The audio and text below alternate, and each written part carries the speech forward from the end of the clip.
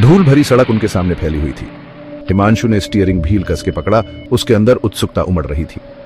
रिया, ये सब ठीक तो है ना? उसने पूछा, अपनी दोस्त को देखते हुए जो अगली सीट पर बैठी थी।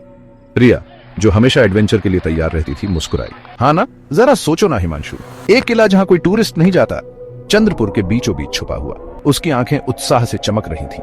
उन्हें एक पुरानी सी ट्रैवल जर्नल में चंद्रपुर का जिक्र मिला था, एक ऐसी जगह जिसे समय भी भूल गया था, ऐसा लग रहा था।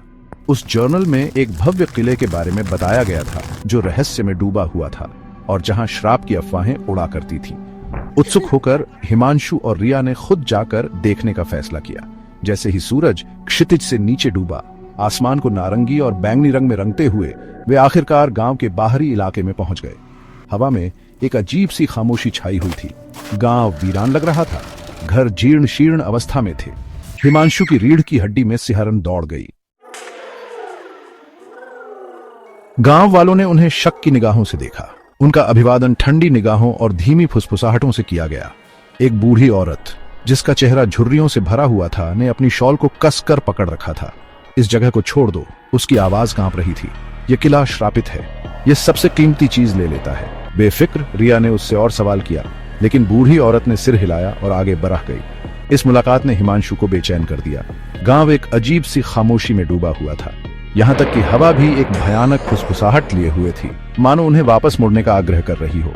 उन्हें गांव के किनारे एक टूटे हुए गेस्ट हाउस में ठहरने को मिल गया।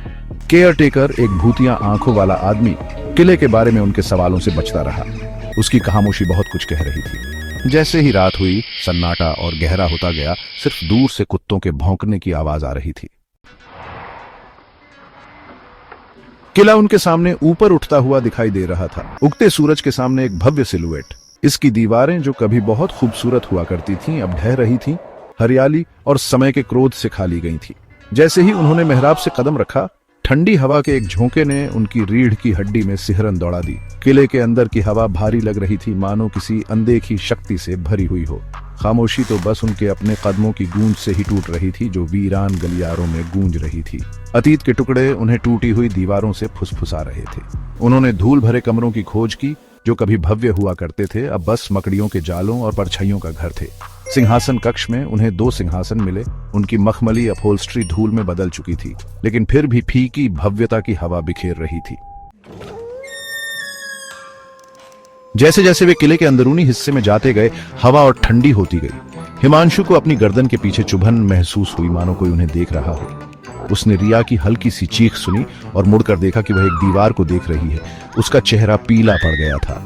हिमांशु, उसने फुसफुसाते हुए कहा। उसकी आवाज कांप रही थी। देखो, उसने दीवार पर बने एक फ्रेस्को की तरफ इशारा किया जिसमें एक भव्य उत्सव का दृश्य दिखाया गया था, लेकिन कुछ तो गड़बड़ थी। पेंटिंग में बनी आकृतियां हिल रही थीं।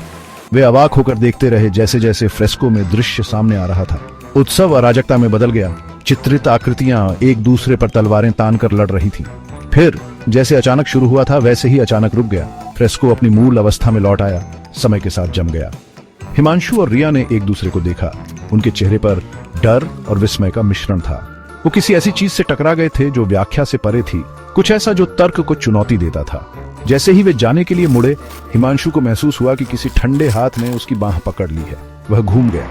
उसका दिल तेज धड़क रहा था, लेकिन वहां कोई नहीं था, सिर्फ उनके कदमों की गूंज और सिहरन पैदा करने वाला सन्नाटा।